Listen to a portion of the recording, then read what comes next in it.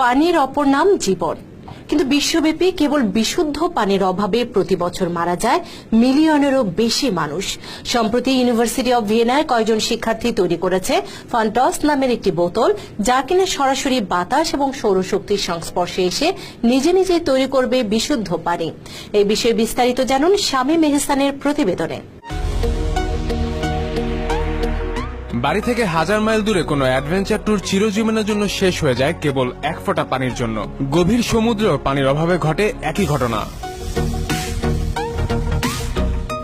সম্প্রতি Austria university of ভিয়েনার কয়েকজন শিক্ষার্থী তৈরি করেছে ফান্টস নামের একটি বোতল। এটি বাতাস থেকে নিজে নিজেই পানি তৈরি করে। Hi, I'm Christoph and I'm the inventor of Fantos. আমি সবসময় চেয়েছিলাম এমন একটি বোতল বানাতে যা কখনোই শুষ্ক হবে না। আসলেই এটা ম্যাজিক। কোনো কিছু ছাড়াই বাতাস এবং সূর্য রশ্মিকে ব্যবহার করে এটি পানি তৈরি করে। এতে আমরা খুবই সাধারণ ব্যবহার উপযোগী প্রযুক্তি ব্যবহার করেছি। On Fantos for a couple of years. ফান্টস বোতলটিতে আছে দুটো অংশ, এয়ারো ও রাইডার। এয়ারো বোতলের সঙ্গে যুক্ত সৌরশক্তি চালিত ব্যাটারি।